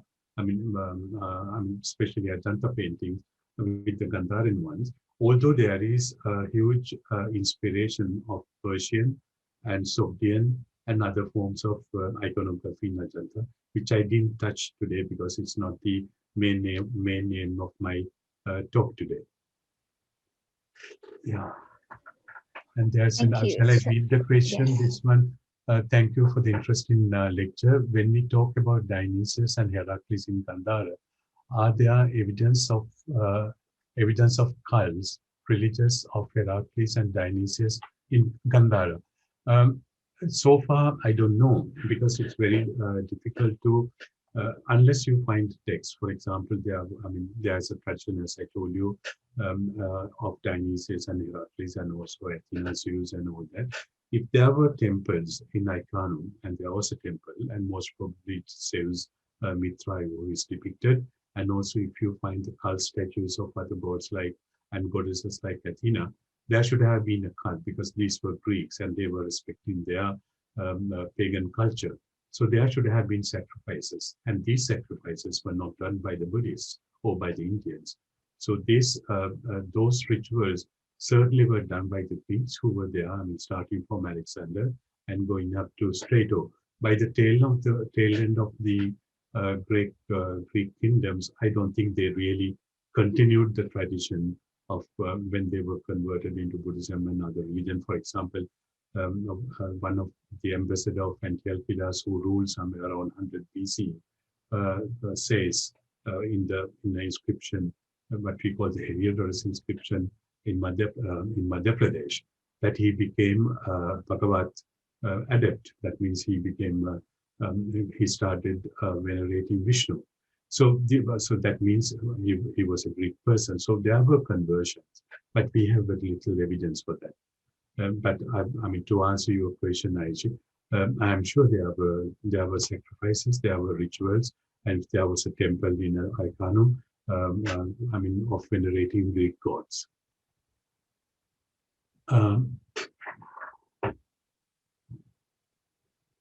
There is one from Subramanian. In one of the reliefs, the Greek soldiers are shown as Mara's attendants and they are defeated. Does that affect some political situation of change during the time? It's a very interesting question. I'll be dealing with it day after tomorrow. So the enemies of the Buddha were the enemies of the people. Now, for example, in several scenes in Sri Lanka of the Kandyan period, where you have the Mara's attack, the soldiers of Mara, they hold guns. These are guns of the colonial period, of the Dutch or the British. So for the Sinhalese or the Sinhalese artist who did the painting, their worst enemy was the colonial British. So they show a soldier holding a gun pointing towards the Buddha. So what happens in Gandhara is it's some sort of these are defeated people, defeated armies of Greeks, or I don't know whether there's antagonism as such, but at least to show that these are the soldiers that they see, wearing cataphractors and also wearing Greek breastplate. A way of saying is that the enemies of the Buddha or the demoniac army of the Buddha are the people who govern this area of Gandhara and Bactria during this period. There could be some political implications, as you say, Subramanian. I'm sorry. Are there any questions? I can't see the questions now. Yes, so the next question is whether there are relics in the Chaitya in this area. Whether there are? Whether there are relics of Chaitya in this area. Plenty. Of course, yes. In this stupa, to my knowledge, no, but many other relics were found everywhere. Of course, I will refer to the talk which will be given very soon by Richard Solomon in one of the conferences organized by the Center for Buddhist Studies in Berkeley University, and also the book written recently by Elizabeth Errington and Jongawald and also Stefan Bounds of the relics, and also the books written by Michael Willis. A lot of relics were found. I mean, starting, for example, from Sanchi number 2, the most ancient one that Cunningham excavated, where you have the relics of the disciples of the Buddha, Sariputta Moggallana, and also Shaikideri and many other stupas in Gandhāra. The relics were found, and some, according to inscription, those are the relics of the Buddha himself, if you believe the inscription. So the relics were found. There can't be a stupa without the relics of the Buddha or the relics of an Arahat, the holy monk who is considered as holy. So definitely there are many occasions where you have the relics. Yeah. Thank you. So the next question is, in the Buddhist murals in Dunhuang, for example, there are always scenes of music playing and dancing. Do you think they can be traced to the Dionysus culture just mentioned? Yes, once gave a talk on this question, the diffusion of Gandhāran motifs along the Silk Road. I mean, if you look at not only Kizil, but also Mogao caves, you find Atlas holding the buildings and also the dancing scenes, and also many other elements. For example, the things that you see in Maharashtra, like Ajanta, Ellora, Kaneri, and Aurangabad, Dashtama Bay of Avalokiteshvara. So, I mean, this is the Buddhist road, the Silk Road. So the motifs of dancing and other rituals are to be found. And people have worked on that. I mean, of course, this is not my specialty, but many Chinese scholars have worked on this. It's very difficult to say there is a direct element, but every culture has its own identity. You borrow some elements and you convert them into a new element. So in that sense, yes, these scenes are depicted along the Silk Road in Kizil and Dunhuang and many other places. Thank you. So Dr. Hawkins has mentioned a question. What do we know about the artist who executed these Greco-Buddhist motifs of Gandhara? They must have been versed in these motifs. About the high of the question is about the people, the names of the people who did that. Unfortunately, for example, the recently excavated Kanaganhalli stupa has inscriptions giving the name of the artist. So we know, according to their names, they were Indians, but this is not Gandhara. In Gandharan context, we don't get the names of the artists who did that, right? So of course, we get the inscriptions relating to the people who donated. For example, the stupa, the Bune stupa I showed you, you have the name of 3 people. One is Greek, one is Indian, another person is Syrian. So donors are there. Donors are not the artists. Donors gave money, and the monks would have related the stories, and the artists executed them. But looking at some of the iconographies, I say it with precaution, it looks like some of the artists were Greeks or descendants of Greeks or hired from Greece or from Rome who worked in these places. Sometimes they are so accurate. For example, I give you one example to think about it. The sculpture I showed of Vajrapani in Hadda, in Tepishatol, as I told you, if you take the Vajra out and put a club in it, as John Boardman said, it's almost like a Lysipian sculpture. So only a Greek artist can do that, to that level, to know the iconography of the lion skin and the skin of the lion and the pose of the lion. So there should have been a wonderful contribution of the Greek artists in the execution of Gandhāran art, which is not the case in Andhra or Kanaganhalli. Those were Indian artists, at least for the Kanaganhalli. Thanks. Thank you. So the next questions ask about the study methods. For example, when studying Gandhāran art, are there any methods that we can use since it is very ancient? So somehow there are field theory applicable, unlike the modern art studies. You mean methods of excavating Um, I think exclusion? I think she means methods of studying the Gandhāran art. Okay, you mean I hope the person means the scholarly way of using the Gandhāran art. There are many ways of looking at it. I mean, in a way, I was very lucky to have this Stupa and study this in detail. And also, the biggest problem we face in studying Gandhāran art is the dispersion of sculptures. As you know, most of these sites, I mean, like Taxila, Tattibai, Saribadol, and all these sites were excavated during the colonial period.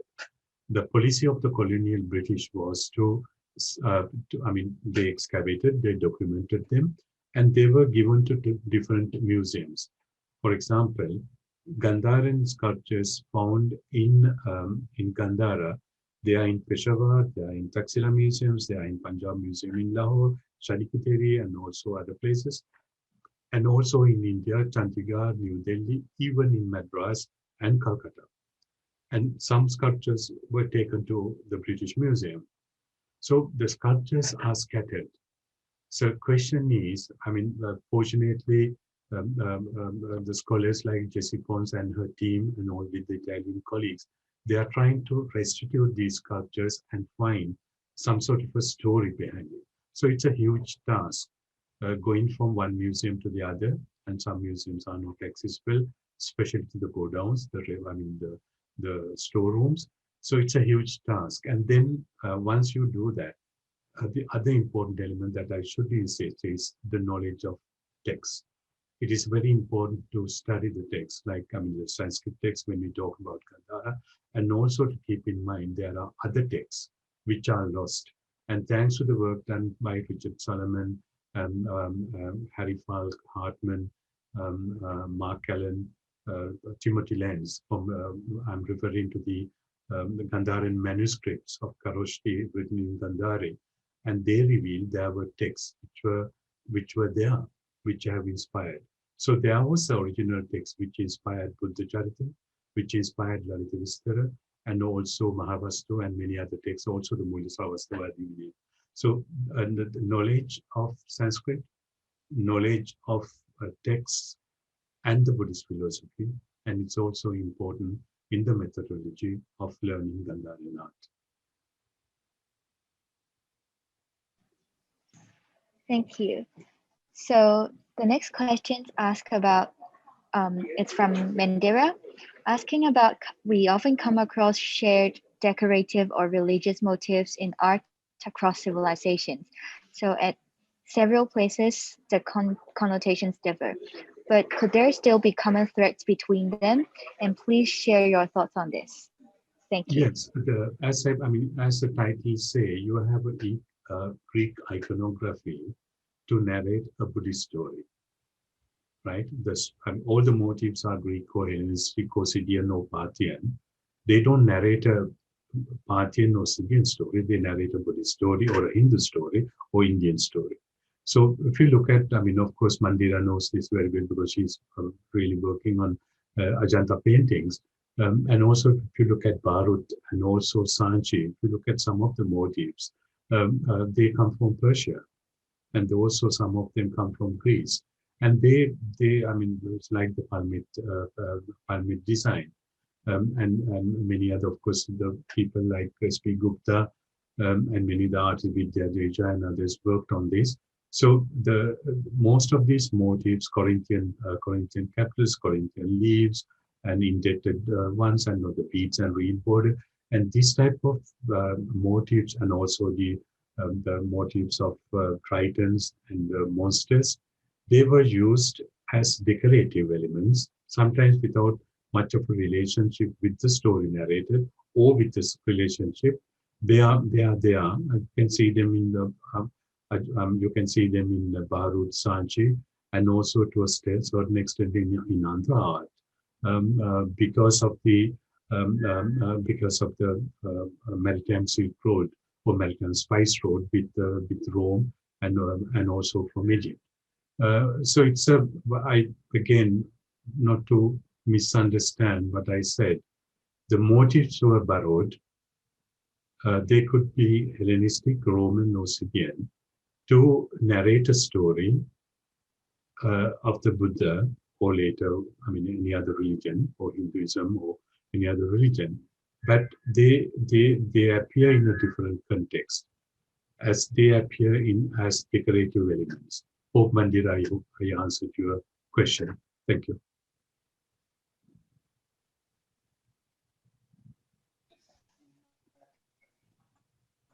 Thank you. The second question, how likely do you think that particular image could have existed way back, such as in the 1st or 2nd centuries BCE during the Greek rule? Let me read the question. This is a question regarding the Tepeshatoro. How likely possible do you think that the particular image could have existed way back, such as the first or second? Yeah, the Tepeshatoro or the Hadda, excavated by Samatasi and others, according to their chronology, cannot be dated before the 2nd century. So the whole question is, I'm sure the Gandhāran, they were Buddhists. And also, if you look at some of the some excavations done by John Marshall in Sita, as I told you, Scytho-Parthian level, Scytho or Scythian-Parthian level, there are stupas with decorations, double-headed eagle like that. They are coming from Persian elements. So there was Buddhist art, I'm sure. And also, I invite you to read the reports written by Bossomval and Paul Bernard of the recent excavation done in 2000 in Masari Sharif in Bakra, where they found the stupa with the coins of Sotomegas inside it, with the Buddhist stupa with decorations, but without anthropomorphic images of the Buddha. So I can't precisely say in Tepeshatoro there was an earlier tradition because we have no archaeological evidence, but I don't exclude the possibility there was a tradition of having Buddhist art before before Kanishka or before Kushans. It is quite possible. Thank you. So the next question is about whether we are able to identify the artists who commissioned these arts. Artists, as I said before, we have no names of the artists, but we have the names of the donors, especially the recent work done by Harry Falk, Richard Solomon, and Timothy Lenz and others of Gandhāran inscription. They give the names of the donors. And especially the stupa that I mentioned, read by my good friend Richard Solomon, they give these 3 names. I also invite you to read the reports of the Kanaganhalli stupa, which was excavated quite recently, published first by Poonacha, and the inscriptions were reread by Professor Oscar von Hindenburg. And also recently, another valuable book was published by Monica Singh, where you have plenty of evidence giving the names of the artists. There are many inscriptions giving the name of the donors. We have to bear in mind, donors were not the artists. They gave money, but the artists were there. That was their job to execute the orders. So their names are given. So, of course, anybody can write to me. If they need bibliographical evidence or references for that, I'll be very happy to give everything I know about the question of the artist and the donors and about the publications. Thank you. Thank you. So the next question is about our latest scholarly consensus about the creation of Buddha's image. We're still not encouraged by the Buddha or tradition that avoids idol belief, or other reasons there are until the 1st century in Kushan? Yeah, so it's a very, very interesting question. I'll be dealing with this question in my next book, which is the second part of the Gandhāran Art Revisited. At the beginning, as we know, you have the anachronic images of the Buddha. There's a dispute between, of course, many scholars like Huntington and Vidyadeja and others. Looking at Barut and Sanchivan especially, and also Buddha, the Buddha is depicted with symbols like the throne and the Bodhi tree and the Three Ratna symbol and others. The earliest known, the question is when, what is the school or the period when Buddha was depicted in human form or anthropomorphic images of the Buddha? So some say it is Mathura, some say it is Gandhāra, and some say it is Andhra Pradesh. But I would like to argue it has to be Gandhāra for simple reason, because for the Greeks, depicting their gods was not a problem. If you look at the archaic images, I mean, going back to 7th, 6th centuries BC, classical period, 5th century, and then the Hellenistic period in Greece and also in Rome, there are supreme gods. Zeus is depicted in human form with a beard. Athena is depicted with, woman with arms, and Aphrodite sometimes completely nude or semi-nude. Artemis with the bow and arrow. So their gods didn't look like Rakshas or Yakshas. They look like human beings. So to depict a god in a human form was not a problem for the Greeks. In the same way, for the Greeks in Gandhara, where the Greeks were there, where the Greek culture existed, I showed you some statues found during the excavations of Heracles and others, and also there's unpublished statue which was found accidentally, huge statue, huge head of Athena. So these gods were there in Bactria, and these gods were there in Pakistan. So depict for the ordinary people to venerate the Buddha in the human form. This is what made Fouché to say it's Apollo, the most beautiful god, was selected to depict as the Buddha, whatever it is. So depicting the Buddha in the human form was not a problem for the Greeks. It would have been for the early disciples of the Buddha. We are talking about the 6th and the 5th century BC. There's hardly any art in India for this period. So the first period of Buddhist art that we see in Ashokan period, and also in Bharut and Sanchi, going back to 2nd century BC, there are no depiction of the Buddha. So he's symbolized. He appears as a symbol. But in Gandhara, followed by Mathura, and also because of the Roman contact with Andhra, the anthropomorphic images of the Buddha appeared. So you don't have to believe me, but this is what I believe, and this is what I'm going to argue in the future. Thank you. Thank you. So as it is about time, I think we can take one more question. Yeah. So the last question is, when people like ancient Greeks and Romans were far away from their native land, would this be helpful for them to make artifacts found in Gandharan region more Greek or more Roman, no matter whether they are craftsmen, customers, or maybe just merchants? Yeah. So the thing is, the Greek and Romans were far away from their native land.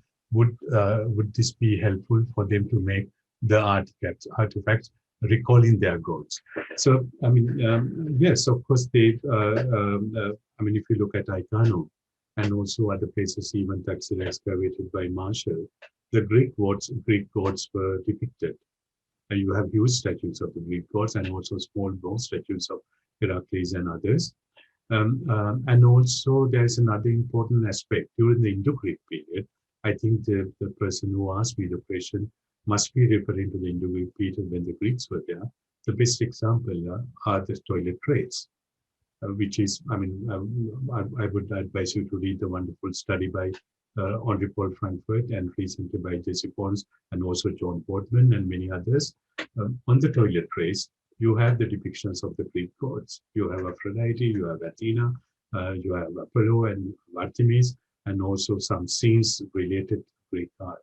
So these people who were, of course, they are very far away, hundreds and hundreds of kilometers away from Greece in today's Gandhara, which is in Pakistan, the former northwest frontier. So I think they had something of their heritage. It will be interesting. I don't want to go into detail. If you look at the diaspora of different people living in different countries, if you go to their houses, I mean, since I'm talking to a Chinese audience. If you look at people living in America or France, the Chinese population, they have Chinese items in their house. They have their Chinese gods in their houses. They don't have Jesus Christ or Mary. So it's a continuation of their tradition, although they are no more in China or they are no more in Taiwan or Hong Kong.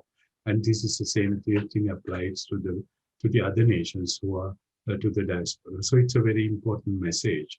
The culture continues wherever you are and what you believe. So what is important is your belief, not where you are. What you believe is the important thing. Thank you very much. Thank you very much. So thank you all for your questions. And this is the end of the lecture today. Unfortunately, due to the limited time, Professor cannot answer all the questions, but Professor will hold another lecture on this coming Thursday. So we hope to see you all again. Have a Okay, good evening. Thanks all Thank of you you. for listening Thank to the you. talk. Thank you very much. Yeah. Thank you very much.